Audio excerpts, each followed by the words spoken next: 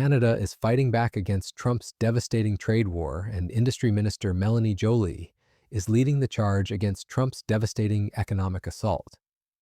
So listen, I won't go into the details of the negotiation. What you heard from the Prime Minister is at this point is we're looking to have a deal on steel, aluminum, and also energy projects. So this is what is being worked on. But we know also that we need one on auto, and we need one on copper, and we need one also on lumber, because these are all tariff industries. So we're going into an approach where we are doing one at a time. But at the same time, we will continue to fight for our auto workers. That's clear. I do want to, though, based on what you just said, in combination with what we heard from Howard Lutnick, ask you about the prospect of one. I understand that you don't want to, disclose the details of the negotiations, but do I take from what you just said and what we heard from the Prime Minister that there won't be any deal on autos anytime soon? Howard Lutnick was pretty much explicit. While Trump's 25% auto tariffs are crippling Canadian manufacturing, Joly is unveiling a bold new industrial strategy that could completely reshape how Canada does business. This isn't just about saving jobs, it's about breaking free from America's economic stranglehold once and for all. To understand the magnitude of this crisis, we need to examine the integrated supply chains that have existed between our nations for nearly 6 decades. 85% of our trade with the United States is tariff-free. It is tariff-free because of discussions with the Americans, decision of the Americans, signed in the Oval Office July 31st by the President, but that allows CUSMA compliant, USMCA compliant in their language, trade to be tariff-free with the exception of certain sectors. Okay? So that's reliant on USMCA. And of course, one of the questions and one of the possibilities, prospects, is that that continues under a revised USMCA, if it isn't revised. That's possible. So you need that USMCA framework to have that component. But what's also very clear is that there are certain sectors, steel, aluminum, autos, forest products, pharmaceuticals, where the Americans have decided. The North American auto industry operates as a single ecosystem, with parts crossing the US-Canada border up to 8 times before final assembly. Each crossing now potentially triggers Trump's punitive tariffs, creating what experts call an economic nightmare for manufacturers on both sides of the border. The damage is already devastating. General Motors has announced 700 job losses at its Oshawa plant, while Stellantis temporarily shut down its Windsor facility, idling 4,500 workers. Industry analysts warn that up to 12,000 more Canadian auto parts workers are now off the job due to these production pauses. This represents just the beginning of what could be a cascading collapse of the entire sector. Prime Minister Mark Carney recently returned from his second Oval Office meeting with President Trump, where despite months of negotiations, no comprehensive trade deal was reached, though Trudeau claims material progress was made during negotiations. We'll start today with that high-stakes meeting in the Oval Office. Prime Minister Mark Carney was in Washington this week for his second in-person White House visit with U.S. President Donald Trump. But despite months of ongoing talks, Carney came home again without a new deal, though he's promised material progress has been made. U.S. Commerce Secretary Howard Lutnick, meanwhile, threw cold water on the idea of a comprehensive deal on autos this week, telling the audience at a Canada-U.S. summit that the U.S. could continue buying parts from Canada, but, quote, that's about it. So where does the relationship stand now, and how likely or unlikely is a new deal? Industry Minister Mélanie Joly was at that meeting in D.C. this week. She joins me now. Hi, Minister Joly. Pleasure to welcome you back to the program. Thank you very much for making the time. Thank you. I wanted to start. It's a pleasure, Vashi. Thank you. Sorry to interrupt. It's a little bit of a delay. My apologies. You just returned from Washington, D.C. and the meeting with President Trump. I wanted to ask you point blank, is there any prospect of either reductions in American auto tariffs on Canadian autos or an auto deal of any sort? Is there any prospect of either of those things? The lack of concrete results has intensified pressure on the government to find alternative solutions to protect Canadian workers and industries from Trump's economic warfare. The Motor Equipment Manufacturers Association has issued stark warnings about these tariffs, emphasizing they would have severe consequences for suppliers, workers, and consumers alike. Even American automakers are panicking, rushing to Washington to remind the Trump administration of a critical reality they overlooked. U.S. cars aren't made in America, they're made in North America. History offers us a sobering lesson here. As Ronald Reagan himself warned in 1987, high tariffs inevitably lead to retaliation by foreign countries and the triggering of fierce trade wars. Markets shrink and collapse, businesses and industries shut down, and millions of people lose their jobs across both nations. Reagan's prescient words now echo through the current crisis as Ford, General Motors, and other Detroit automakers lobby desperately for relief. The international implications extend far beyond North America. Canada finds itself caught between China wanting tariff removal and pressure from both the U.S. government and Canadian automakers, creating a complex diplomatic and economic balancing act. Well, on those comments, Canada's kind of caught between Scylla and Charybdis on this. On the one hand, you have the Chinese government wanting Canada to open up its markets and to remove the unilateral tariffs that Canada imposed. On the other, you have actually a dual pressure, one from the United States government, because those tariffs are part of a strategy that first unfolded under President Biden. But then also from Canadian automakers because of the integrated Canadian and U.S. and Mexican auto market. So it really is in a really tough needle for the Carney government to thread to try to placate the Chinese enough to help out the canola farmers and the other agricultural products that China has been levying tariffs on, and the other not submarining our own domestic industry and not, annoying the Americans to the point that they might take retaliatory action. This triangular pressure demonstrates how Trump's unilateral trade actions are destabilizing global commerce and forcing allies into impossible positions. Rather than simply reacting to Trump's aggression, Joly is using this crisis as an opportunity to fundamentally restructure Canada's economy. Her new three-pronged industrial strategy isn't just about defense, it's about offense. She's targeting sectors beyond automotive that have been hammered by Trump's trade war, including steel and aluminum companies facing crushing 50% U.S. tariffs. The government has rolled out a $1 billion support package through Canada's Strategic Innovation Fund, helping companies completely restructure their production and supply chains away from U.S. dependence. They're implementing new procurement rules that prioritize Canadian-made steel, aluminum, and auto parts in federal contracts. This represents economic warfare disguised as industrial policy. Meanwhile, the opposition continues to criticize the Prime Minister for returning empty-handed, after missing his self-imposed July 21st deadline, calling him weak in his dealings with Washington.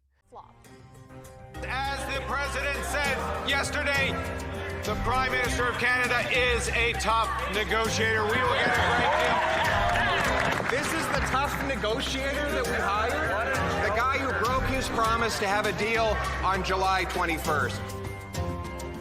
The Prime Minister is back from D.C. with no agreement to announce yet following his second Oval Office sit-down with President Donald Trump. We're going to have the latest reaction on Parliament Hill. Plus, we're set to break it all down with our front bench. Sharon Carr, Kevin Deagle, Jamie Ellerton, and Sebastian Scampsey will be here a little bit later on. And BC's side of a pipeline fight.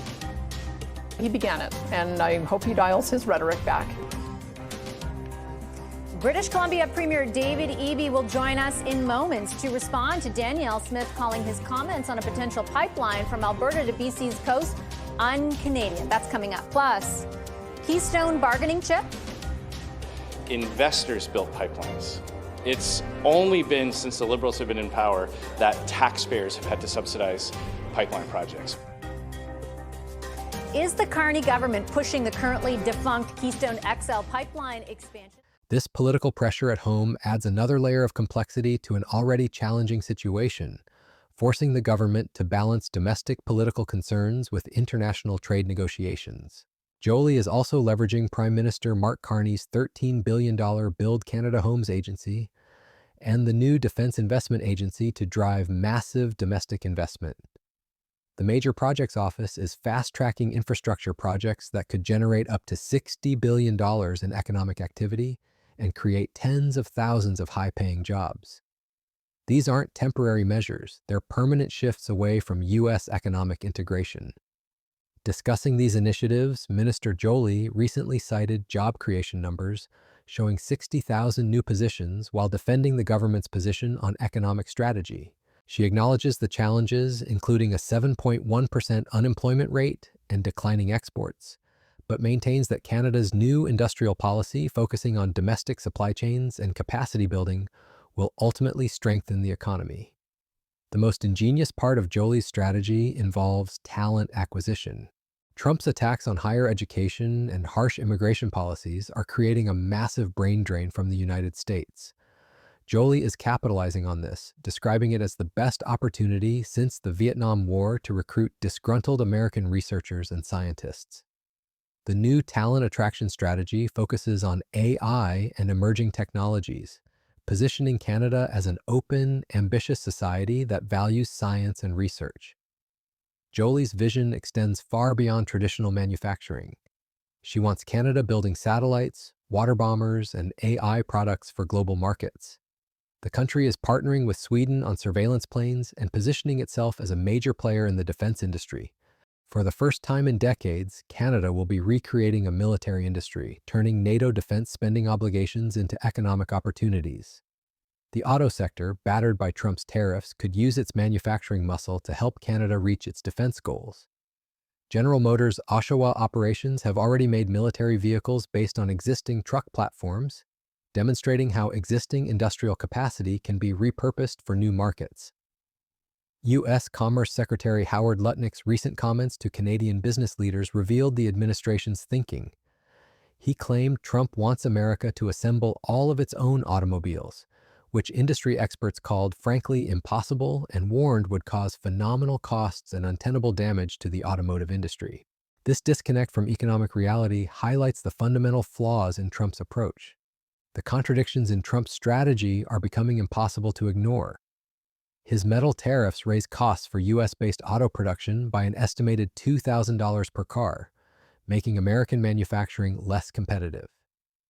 By increasing the domestic cost base, these tariffs actually undermine the national security Trump claims to be protecting. Instead of making impossible promises, Joly is working with economic reality while building genuine alternatives to U.S. dependence. The Buy Canadian policy isn't just nationalism, it's smart economics that reshape supply chains to prioritize domestic copper wiring, aluminum frames, and auto parts in federal contracts. The energy sector offers another example of strategic thinking. Rather than simply defending existing oil and gas exports to the U.S., Canada is leveraging its abundant critical minerals to fuel industrial growth in new directions. This diversification reduces vulnerability to Trump's economic warfare while building long-term competitiveness. The response from Canadian workers and industry has been overwhelmingly positive. Even as companies like Honda and Stellantis face immediate pressure from the tariffs, they've assured Joly there will be no job losses and that long-term investment plans remain intact. The battery plant put on hold by Honda is still part of their future plans, just adapted to new market realities. Joly's message to Canadian consumers has been equally strategic. She's urging people to do the right thing during this trade war by buying Canadian-made vehicles and avoiding American products where possible. This isn't just patriotic rhetoric, it's economic pressure that amplifies the pain Trump's policies cause to American workers and businesses. The government is also bringing back economic support for electric vehicles, recognizing that the transition to clean energy can't be held hostage to Trump's fossil fuel agenda. The new EV incentive program will make electric vehicles more affordable for Canadian consumers, while supporting domestic manufacturing. Perhaps the most telling aspect of this situation is how it reveals the fundamental weakness of Trump's position. Despite all his bluster about American strength and independence, the U.S. economy remains deeply dependent on Canadian resources and integrated supply chains. Canada supplies more than half of U.S. aluminum imports and 2/3 of primary aluminum. The U.S. produces less than 2% of global aluminum supply, largely due to high electricity costs. This isn't a position of strength, it's a position of vulnerability that Trump's tariffs only make worse. Canada is the largest supplier of both steel and aluminum to the U.S., accounting for massive portions of American imports in these critical materials. Trump's tariffs don't eliminate this dependence, They just make it more expensive for American consumers and businesses. Joly understands this dynamic perfectly. Her strategy isn't to match Trump's aggression with equal retaliation, it's to build genuine alternatives that make Canadian prosperity less dependent on American goodwill. This is the difference between reactive politics and strategic economic planning. As Trump alienates traditional allies with unpredictable tariff policies, Canada is positioning itself as a stable, reliable partner for countries seeking alternatives to American economic dominance. The partnerships with Sweden on defense projects and the focus on global markets for Canadian products represent a fundamental shift in economic orientation. This shift is already paying dividends in unexpected ways. The chaos Trump has created in American higher education and immigration policy is driving talent northward at unprecedented rates. Canadian universities and research institutions are benefiting from an influx of skilled professionals who no longer see the United States as a land of opportunity. The long-term consequences of Trump's trade war may be exactly the opposite of what he intended. Instead of bringing manufacturing back to the United States, he's accelerating the decoupling of North American supply chains in ways that permanently reduce American economic influence. Canada's new industrial strategy ensures that when this decoupling is complete, Canadian workers and businesses will be better positioned than ever. Joly's approach recognizes that economic security in the 21st century isn't just about traditional manufacturing. The focus on AI, defense technology, and emerging industries positions Canada to compete in the knowledge economy where the real wealth creation happens. While Trump obsesses over steel and aluminum, Joly is building Canada's capacity in the sectors that will define the next generation of economic growth.